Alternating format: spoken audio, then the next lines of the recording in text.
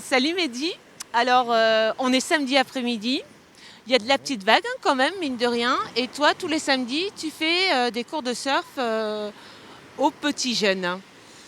Oui, par exemple, aujourd'hui, on a de belles conditions. On a environ 60 centimètres glacis. Tous les samedis après-midi et les dimanches toute la journée, avec le club, on fait des entraînements.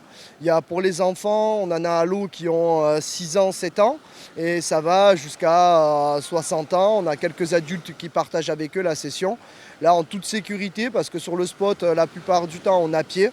Les vagues sont pas très grosses, il fait beau. Et on est en remède, quoi. Qu'est-ce que tu dirais pour que les gens viennent surfer chez nous, dans une destination qui est plus connue pour à la limite le kite? Le surf n'est pas très connu. Déjà en Med, on dit qu'il n'y a pas de vagues, mais si on a des vagues, ça commence à se faire connaître petit à petit. Là, d'année en année, on voit qu'il y a de plus en plus de surfeurs, autant au club qu'en free surf. Et c'est vrai que grâce, par exemple, à Surf Session, qui a publié des photos de l'hiver dernier où on a eu des pros qui sont venus surfer sur la côte rocheuse, déjà a mis en avant le surf méditerranéen et dans les PO. Et on a de très beaux spots qui marchent par vent de nord, par vent de sud, par vent d'est.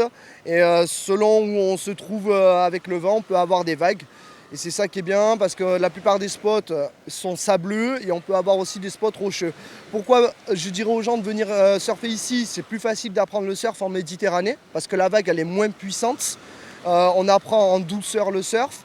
Et ensuite, on peut direct partir sur la côte rocheuse, où là, on a des spots rocheux avec des vagues un peu plus conséquentes et qu'on peut atteindre du 2-3 mètres pour tout niveau, se faire plaisir du débutant au confirmé. Et déjà, on a des paysages. Moi qui suis de Montpellier, qui a appris le surf là-bas, à Palavas, par exemple, entre Saint-Cyp et Canet, on a une vue sur le Canigou en plein hiver. Quand on a des vagues de 1 mètre et qu'on a le coucher de soleil derrière, le paysage est stupéfiant, quoi. C'est magnifique. Ça, c'est pas moi qui vais te contredire. Tu commences à avoir vraiment cette sensation de glisse au bout de combien de temps? Parce que c'est quand même un sport de patience.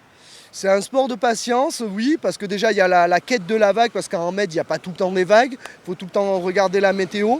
Et ensuite, quand on apprend, au tout début, on apprend dans les mousses. Ça sert à rien d'aller chercher des vagues quand on ne sait pas se lever ni ramer. On apprend vraiment dans des petites mousses et là, on a déjà des petites sensations de glisse. Et ensuite, on passe sur des vraies vagues quand on sait faire ce qu'on appelle un take-off, se redresser sur la planche et ramer pour prendre une vague. Là, il suffit de 50-60 cm pour déjà, comme on dit, prendre son kiff.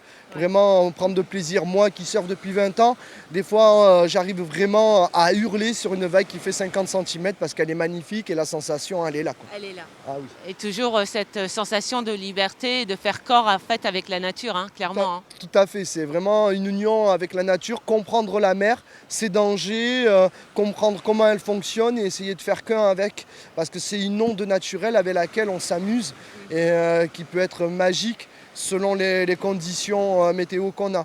Et après le summum qui est connu chez les surfeurs, c'est ce qu'on appelle de faire un tube. Si on se retrouve dans la vague, entouré de la vague, là c'est vraiment, on est en osmose avec la nature. Et est-ce que tu crois qu'ici on peut avoir ça ou si on va sur la côte rocheuse, est-ce qu'à un moment donné on peut rentrer dans un tube? Ah oui, oui, oui, il y a un spot, bon je ne donnerai pas le nom, mais qui est magique, qui fait des tubes. Et même sur ce spot de Canet, on a des fois, hier par exemple, on avait des vagues de 1,20 m où on arrivait à faire un petit tube. Je dis pas un énorme tube, parce qu'il faut être accroupi, c'est des tubes de souris, où vous restez 3 secondes, mais rien que les 3 secondes que vous restez dedans, vous avez l'impression que ça fait 30 secondes que vous êtes en train de tuber.